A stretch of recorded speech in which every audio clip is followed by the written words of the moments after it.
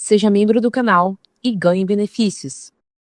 Existiu um homem que passou a vida inteira achando que tudo o que ele fazia estava certo. Ele trabalhava muito, acumulava dinheiro, evitava qualquer tipo de risco emocional e mantinha distância também de tudo que pudesse fragilizá-lo.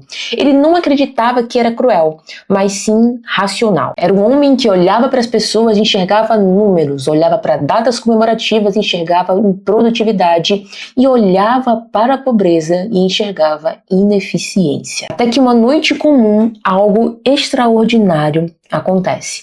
Ele começa a ver a própria vida como um observador, como alguém que está observando um filme. Ele vê um menino sozinho, ele vê uma mulher abandonando o homem porque este homem preferiu a segurança do que o amor verdadeiro. Vê uma família pobre falando dele e não é com carinho, mas sim com escárnio. E por fim, ele vê um túmulo, o próprio. E ele não vê ninguém ao redor lamentando a perda dele ou dizendo que vai sentir falta dele.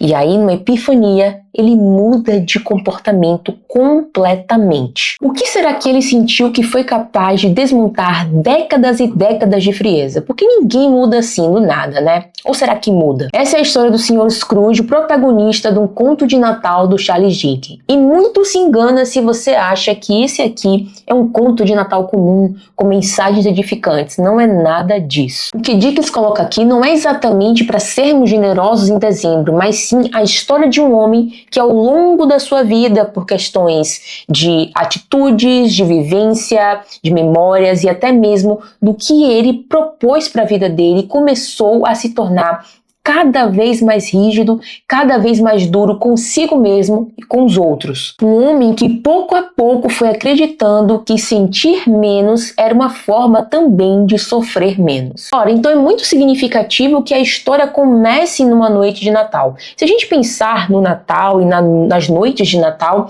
é muito comum que a gente vá para o seio da nossa família. É o momento de você estar entre a sua família, seja lá qual for a sua família, seus amigos, seus avós, enfim.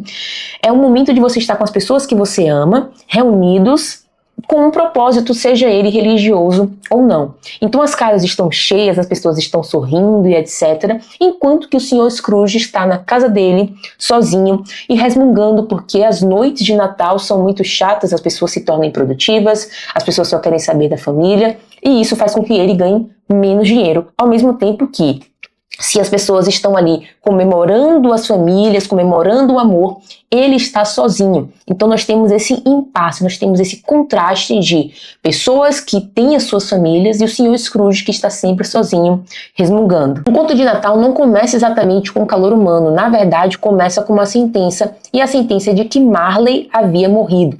Marley é o parceiro comercial do Sr. Scrooge, e eles dois fizeram todo esse império e se tornaram ricos, né? Então os dois eram extremamente parecidos a ponto de que as pessoas chamavam o Scrooge de Marley, Marley de Scrooge, e os dois atendiam. Hoje em dia, como Marley morreu, o Sr. Scrooge também atende como Marley. Algumas pessoas não sabem que o Marley morreu, e aí quando alguém chama Marley, o Sr. Scrooge vai lá e responde, para vocês verem o quanto que eles eram parecidos em termos de pensamento, né? E atitudes também. Ou seja, se a gente parte do princípio que o Marley é extremamente parecido com o Scrooge pode vislumbrar o que será dele se ele continuar nesse ritmo de morrer sozinho, de ficar se importando com os livros no sentido, né, os livros financeiros, os balanços e as coisas que são de fato importantes, mas não são tão importantes a ponto de você negligenciar a família, amor, conexão, enfim, essas coisas que são importantes para o ser humano também. E a gente vai perceber que em certa altura do conto, o próprio Marley vai aparecer acorrentado a esses livros, acorrentado a essas coisas às quais ele deu extrema importância na vida, e ele mesmo vai dizer que forjou a vida daquela maneira, elo por elo. Então foi o Marley que quis a vida assim como Scrooge também está querendo que a vida seja muito parecida com a de Marley. E a gente vai perceber que quando entram em cena os três fantasmas, esse pensamento, esse raciocínio vai cair por terra. Ou seja, a ideia de cuidar de si, a ideia que generosidade é luxo, a ideia de que sentimentos são inúteis vão caindo por terra quando o Scrooge vai vendo a vida dele. E aí que a história deixa de ser apenas natalina e com mensagens bonitas. Por quê? A gente está vendo que o Scrooge está visualizando como poderia ser a vida dele. E nesse plus, para acrescentar isso, ele vai acompanhar 3 fantasmas durante 3 noites seguidas. O fantasma do passado, o fantasma do presente e o fantasma do futuro. Os 3 vão mostrar imagens para ele e vão fazer com que o Scrooge reflita, faça reflexões sobre a sua própria vida, sobre os próprios movimentos que ele fez e que o fizeram chegar até onde ele está. Já até aquele momento, até a aparição dos fantasmas, o Scrooge se considerava um homem prudente, disciplinado e estava tudo certo. A partir do momento que ele vê a vida dele com outros olhos, aí sim que surge a reflexão. Então o que Dickens vai mostrar durante essas noites não é um vilão, o Scrooge não é um vilão de jeito nenhum, mas é um homem que está sendo confrontado por tudo que se tornou e, sobretudo, tudo que ele não se tornou, tudo que ele deixou de ser. É que eu vou ler um trecho do conto. Acaso Scrooge sabia que Marley estava morto? Evidentemente sim. Como poderia ser de outro modo? Marley fora seu sócio durante não sei quantos anos. Scrooge era seu único executor testamentário, o único administrador dos seus bens, seu único herdeiro, seu único amigo.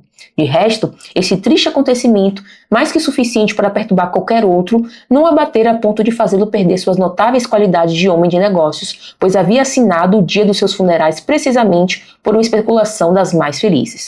A menção dos funerais de Marley leva-me novamente ao ponto de partida. É absolutamente certo que Marley estava morto. Este ponto tem de ficar rigorosamente assentado, sem o que a história que vou contar não apresentaria nada de extraordinário.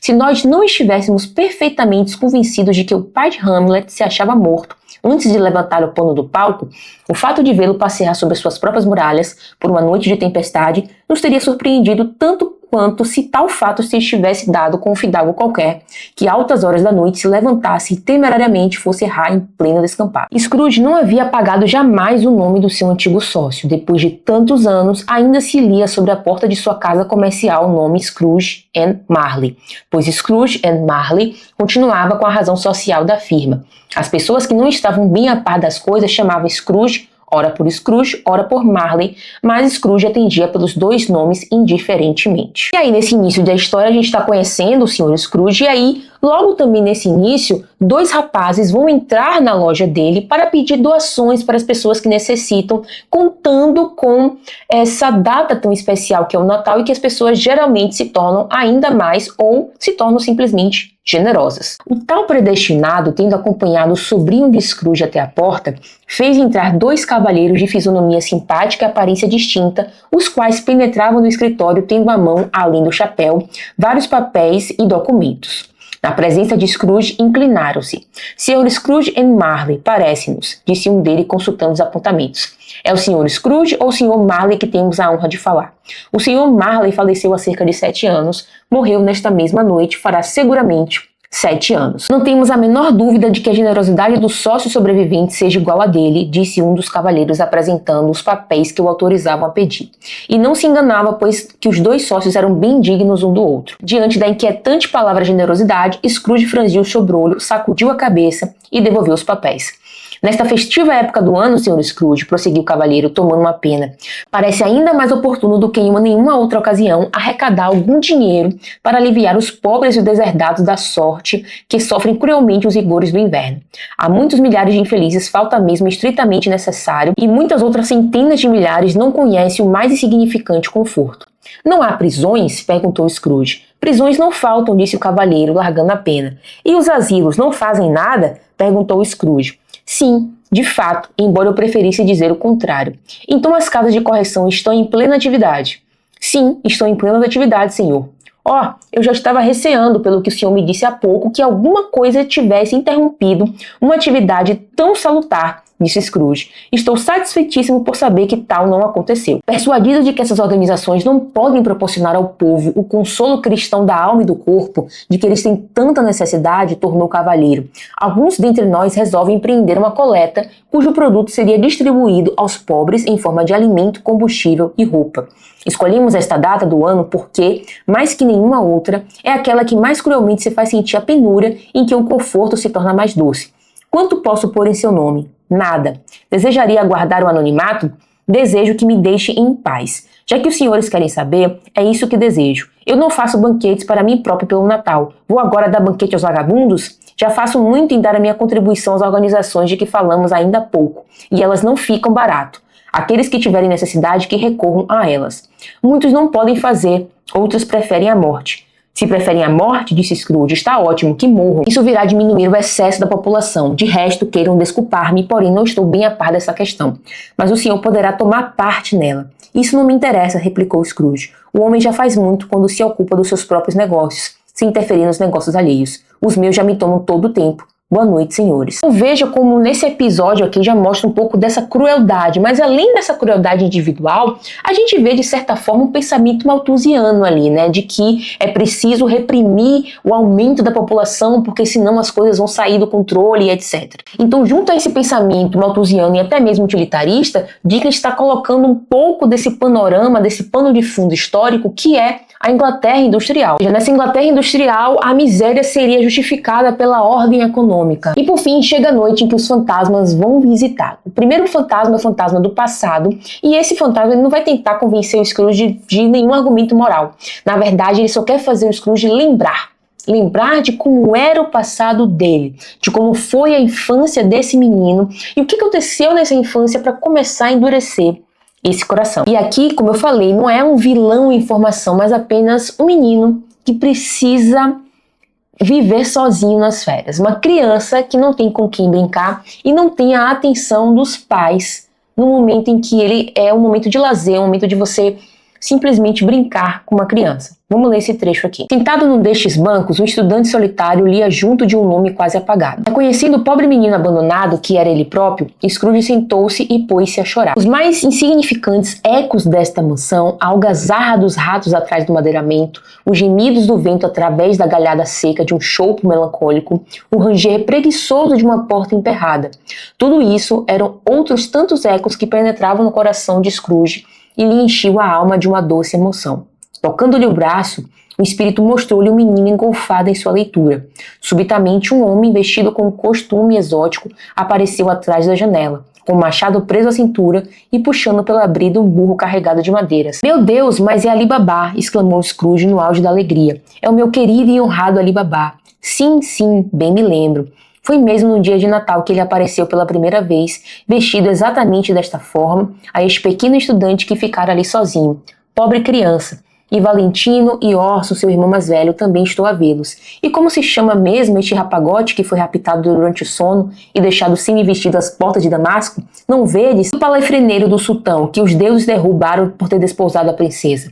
Lá está ele de cabeça para baixo, pois foi muito bem feito. Quem lhe mandou querer casar com uma princesa? Veja como Dickens escreve com ternura, com doçura, a vida deste menino que simplesmente teve que criar, imaginar na sua cabeça histórias porque ele não tinha com quem brincar, não tinha com quem conversar. Ele tinha os livros e a sua própria imaginação. E a partir da leitura de Ali Babá, ele imaginou os personagens de Ali Babá ali junto com ele, que o fizeram companhia durante a infância. Com essa parte aqui, a gente já vai ver como que pequenos fatos da infância do Scrooge o fizeram se tornar aquilo que a gente está vendo na atualidade. Como que esse coração não é ganância pura, mas o resultado de um monte de feridas, de machucados, de, enfim, atitudes que tiveram com ele e que ele absorveu dessa forma. E aí tem uma outra cena também extremamente delicada, que é quando ele e a noiva dele, a Belle, que aí vai se tornar ex-noiva, estão conversando. Basicamente, o que ela quer dizer para ele é que ele não era mais o mesmo rapaz que ela havia conhecido. E agora o ídolo dele é um bezerro de ouro, né? Como se o ídolo dele agora fosse o dinheiro e ele estivesse procurando tanto dinheiro que ele se tornou uma pessoa irreconhecível. E a gente vai ver esse trechinho aqui. Scrooge não estava só. Ao seu lado sentava-se uma jovem vestida de luto, cujos olhos cheios de lágrima brilhavam a luz que espalhava o fantasma dos natais passados. A ti pouco importa, dizia ela com doçura. Outro ídolo tomou meu lugar, mas se ele puder dar-te no futuro a alegria e os carinhos que eu mesma teria tentado dar-te, não tenho justa razão para afligir-me. Que ídolo tomou teu lugar? Perguntou ele. O bezerro de ouro. Aí está como é o mundo e sua justiça, exclamou ele. Não trata nada com tanta severidade como a pobreza, nem condena com mais dureza a loucura pelo dinheiro. Dás muita importância à opinião do mundo, respondeu a jovem calmamente. Todos os teus outros desejos desapareceram diante do desejo de não incorrer no seu mesquinho vitupério. Me caírem, uma por uma, as tuas mais nobres aspirações, até que te absolvesses completamente na tua paixão dominante, o amor pelo dinheiro, não é verdade? E depois, quando eu mesmo me tornasse mais prudente com o decorrer dos anos, que poderia isso significar? Não teria eu ficado o mesmo a teus olhos? Ela meneou a cabeça. Tu me achas mudado? Nosso noivado data de longos anos, de um tempo em que ambos éramos pobres, mas vivíamos satisfeitos com o nosso destino, esperando melhorá-lo com o nosso trabalho perseverante. Desde então mudaste muito e já não és o mesmo homem. Eu era uma criança, replicou ele com impaciência. Tu mesmo te achas agora diferente do que eras. Quanto a mim, sou sempre a mesma. Mas o que me prometia a felicidade quando éramos dois corações em um só, não seria mais que uma fonte de perenes sofrimentos, agora que estão separados. Quantas vezes já fiz a mim mesma essas amargas reflexões, nem eu próprio saberia dizê-lo. O que interessa, porém, é que eu as tenha feito e que te devolva a liberdade. Acaso já procurei readquiri-la? Com palavras, não, nunca. Então como? Mudando de natureza, de humor, de caráter. Já não vejo do mesmo modo tudo aquilo que nos outros tempos tornava o meu amor precioso a teus olhos. Se não existe nenhum compromisso entre nós, vista jovem fazendo pesar sobre ele um olhar terno mais firme. Terias vindo procurar-me hoje? Certamente não. Essa frieza, esse isolamento surgiu de uma necessidade extrema de segurança. E veja só que isso pode suscitar diversos pensamentos na gente. Quantas vezes uma pessoa que era pobre e que quer ficar rica ou que ficou rica acabou fazendo coisas, abandonando pessoas, abandonando quem esteve do lado dele por simplesmente se tornar rico, e as companhias da riqueza começaram a bajulá-lo, a entender que, poxa, essa companhia aqui é melhor, não anda com esse povo aí não, e etc e tal. Então veja que existe isso no mundo de hoje. A gente precisa ficar muito vigilante, porque as pessoas às vezes estão se aproximando da gente simplesmente porque querem algo. E não tem problema se você está se aproximando de uma pessoa para querer algo, contanto que você contribua de alguma forma. Então, antes de você parecer interessado, seja interessante também. Ofereça algo que você pode contribuir. E assim há uma troca. Não é exatamente você chegar para ser um vampiro, para usurpar alguma parada, entendeu? A gente pula um pouquinho a história e vai para a parte do fantasma do presente, que vai visitar a casa da família Cratch. E aqui a gente vai ver uma casa muito pobre, com pessoas que passam dificuldades, mas tem um ponto muito importante aqui nessa cena. E antes de comentar, eu vou lê-la para vocês. Deus abençoe a cada um de nós, disse Tizinho, o último de todos. Tizinho estava sentado ao lado do pai, em seu banquinho, e Bob tinha entre as magras mãozinhas do filho querido, estreitando-o contra si amorosamente, como se receasse que alguém lhe viesse arrebatá-lo. Espírito, falou Scrooge com o interesse que jamais sentira. Vejo uma cadeira vazia neste pobre lar e umas muletinhas sem dono conservadas como uma dolorosa lembrança. Se essas sombras não forem modificadas no futuro, esta criança morrerá. Não, não, meu bom espírito, exclamou Scrooge, dizei-me que o pequeno será poupado. Se os destinos permanecerem estáveis nessas imagens, respondeu o espírito, nenhum membro de minha raça o tornará a encontrar aqui. E por que deplorar-o? Se esse destino morrer, que morra já. Isso virá diminuir o excesso de população. Ouvindo o espírito repetir suas próprias palavras, Scrooge baixou a cabeça tomado de um sentimento e de remorso. Homem, disse o espírito, se possui um coração humano e não um coração de pedra, deixa de dizer tolices até que tenhas descoberto o que é excesso de população e onde existe. A ti é que cabe decidir quais são entre os homens aqueles que devem viver e aqueles que devem morrer. Pode muito bem ser que aos olhos de Deus sejas tu muito menos digno de viver do que milhares de seres semelhantes ao filho deste pobre homem. Justos céus! Ouvir um inseto pousado sobre a folha dizer que acha muito numerosos os seus irmãos famintos que se debatem na poeira. Scrooge ouvia de cabeça baixa a invectiva do fantasma e olhava para o chão a tremer. Subitamente ergueu os olhos ao ouvir pronunciar o seu nome. A saúde do Sr. Scrooge, dizia Bob. A saúde de meu patrão, graças ao qual estamos hoje em festa. Bonito patrão, realmente, exclamou a senhora Cratch corando. Eu gostaria que ele estivesse aqui. Eu lhe faria uma bela saudação ao meu modo. Minha querida amiga, disse Bob, as crianças, o dia de Natal. É preciso de fato que seja dia de Natal, replicou a mulher, para que se beba a saúde de um homem tão detestável, ladrão, cruel e sem coração como o Sr. Scrooge. Você bem sabe quem ele é, Bob. Você o sabe melhor que ninguém, meu pobre amigo. Querida, protestou Bob com doçura, é dia de Natal. Em tudo isso não havia nada de notável. Os Cratch não eram nem belos nem elegantes, seus sapatos não eram a prova d'água, suas roupas não estavam na moda e Pedro, posso afirmar, teria se valido por vezes de uma loja de algum adelo. Todos, porém, eram felizes, reconhecidos para com Deus, cheios de afeição uns pelos outros e sabiam gozar da hora presente. Então observe o contraste estrutural. Um homem que tem muito dinheiro, que pode comprar tudo o que ele quer, e ele não tem ninguém para comemorar junto. Ele está completamente solitário e sozinho. E uma outra família cheia de gente, com pouca comida, com pouca bebida, com uma casa muito pobre, está em completa comunhão, em completa felicidade, em uma completude de amor enorme. E aqui o Dickens não está falando de voto de pobreza ou dizer que pobreza é virtude. Ele está mostrando como que a riqueza, sim, um direcionamento correto, é quase que você ser estéril, de você produzir nada, de você ficar no vazio. Tanto é que a gente vê várias pessoas que são extremamente ricas completamente depressivas. Por quê? Porque a gente sabe que a máxima que o pessoal diz é: dinheiro não compra felicidade. Você pode comprar amigos, mas quando o seu dinheiro acabar ou quando você não for mais útil, seus amigos vão sumir. E aquelas pessoas que te amam de verdade vão estar com você, independente da sua situação financeira. E aí a gente pula novamente e vai agora para a cena que o fantasma do futuro vai mostrar para o Sr. Scrooge. É uma cena em que ele vai ver a sua própria morte e como que as pessoas estão lidando com ela. Olha só. O espírito deteve-se em frente a um pequeno grupo de corretores da bolsa. Scrooge, notando que a mão apontava para eles, aproximou-se para ouvir o que diziam. Não, dizia um senhor alto e gordo, possuidor de um enorme queixo. Não sei de mais nada, só sei que ele morreu. Quando isso? Perguntou o outro. A noite passada, creio. E de que morreu? Perguntou um terceiro, tomando uma ampla pitada numa larga tabaqueira. A quem teria deixado todo o seu dinheiro? Perguntou um cavalheiro de rosto congestionado, cujo nariz apresentava uma excrescência que se balançava como um papo de um peru. Nem sei, respondeu o homem de queixo enorme, abrindo a boca novamente. Talvez o tenha deixado a sua sociedade. Em todo caso, o que posso afirmar é que não foi a mim que deixou. Uma risada geral acolheu a pilhéria. Será talvez um enterro bem pobre, continuou ele, pois não vejo palavra de honra quem se deu o trabalho de o acompanhar. Em todo caso, vamos lá para fazer número. Eu só irei se depois me oferecerem um almoço, respondeu o cavalheiro do nariz de pelote. Novas risadas acolheram o gracejo.